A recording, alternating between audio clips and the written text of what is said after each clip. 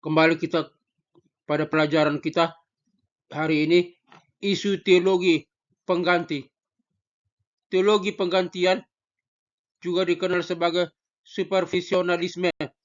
Pada dasarnya mengajarkan bahwa gereja telah menggantikan Israel dalam rencana Allah. Penganut teologi pengganti percaya bahwa orang Yahudi bukan lagi umat pilihan Tuhan, dan Tuhan tidak memiliki rencana masa depan yang spesifik untuk bangsa Israel. Semua perbedaan pandangan tentang hubungan antara gereja dan Israel dapat dibagi menjadi dua kubu. Baik gereja merupakan kelanjutan dari Israel, teologi pengganti perjanjian, atau gereja sama sekali berbeda dari Israel, dispensasionalisme, premilenialisme.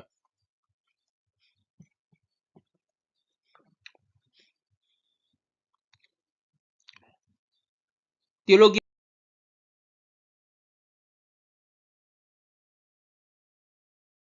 penggantian mengajarkan bahwa gereja adalah pengganti Israel dan bahwa banyak janji yang diberikan kepada Israel di dalam Alkitab digenapi di dalam gereja Kristen, bukan di Israel.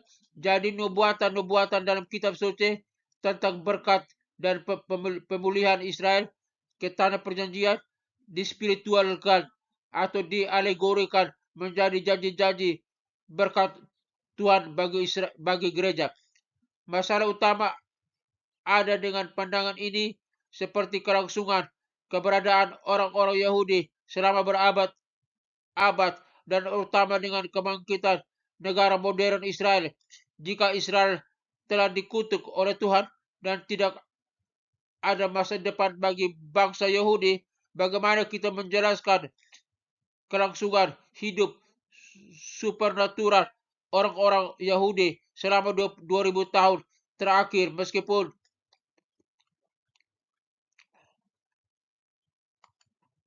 banyak upaya untuk menghancurkan mereka? Bagaimana kita menjelaskan mengapa dan bagaimana Israel muncul kembali sebagai sebuah bangsa di abad ke-20 setelah tidak ada selama 1900 tahun?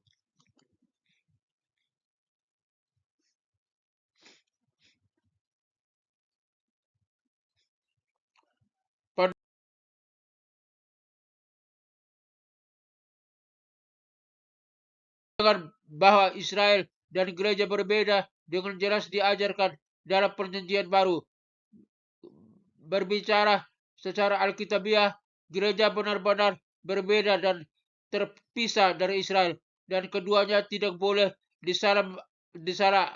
disalah artikan atau digunakan secara bergantian. Kita diajari dari kitab suci bahwa gereja adalah ciptaan yang sama sekali baru yang muncul pada hari Pentakosta dan akan berlanjut sampai diangkat ke surga pada saat pengangkatan. Efesus pasal 1 ayat 9 sampai 11, 1 Tesalonika pasal 4 ayat 13 sampai 17. Gereja tidak akan ada hubungannya dengan kutuk dan berkat bagi Israel. Perjanjian, janji dan peringatan hanya berlaku untuk Israel. Israel untuk sementara telah dikesampingkan dalam program Tuhan selama 2000 tahun penyebaran ini.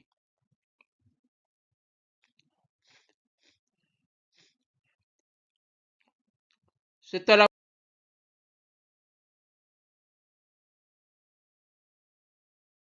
pengangkatan, 1 Tesalonika pasal 4 ayat 13 sampai 18, Allah akan memulihkan Israel sebagai fokus utama rencananya. Peristiwa pertama saat ini adalah kesusahan. Wahyu pasal 6 sampai pasal 19. Dunia akan dihakimi karena menolak Kristus, sementara Israel dipersiapkan melalui ujian kesusahan besar untuk kedatangan Mesias yang kedua kali.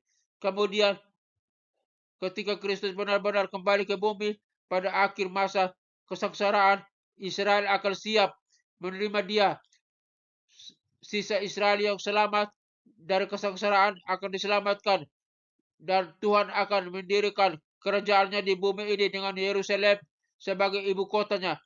Dengan Kristus memerintah sebagai raja, Israel akan menjadi bangsa, pemimpin, dan perwakilan dari semua bangsa yang akan datang ke Yerusalem untuk menghormati dan menyembah Raja Yesus Kristus.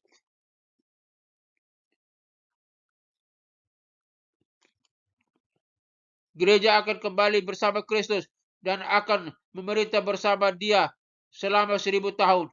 Literal. Wahyu pasal 20 ayat 1 sampai ayat yang kelima.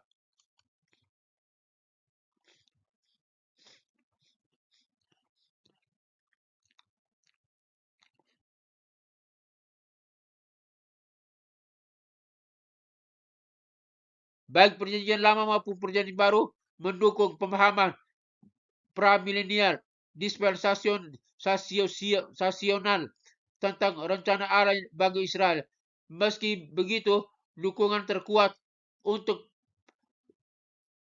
premilenialisme ditemukan dalam pengajaran yang jelas dari Wahyu pasal 20 ayat 1 sampai ayat ke-7, di mana dikatakan 6 kali bahwa kerajaan Kristus akan berlangsung selama 1000 tahun. Setelah kesengsaraan, Tuhan akan datang kembali dan mendirikan kerajaannya dengan bangsa Israel. Kristus akan memerintah atas seluruh bumi, dan Israel akan menjadi pemimpin bangsa-bangsa. Gereja akan memerintah bersama Dia selama 1000 tahun literal. Gereja tidak menggantikan Israel dalam rencana Allah, sementara Allah mungkin memfokuskan perhatiannya terutama pada gereja dalam dispensasi kasih karunia ini. Allah tidak melupakan Israel dan suatu hari akan mengembalikannya ke peran yang dimaksudkannya sebagai bangsa yang telah dipilihnya. Roma pasal 11. Tuhan Yesus memberkati.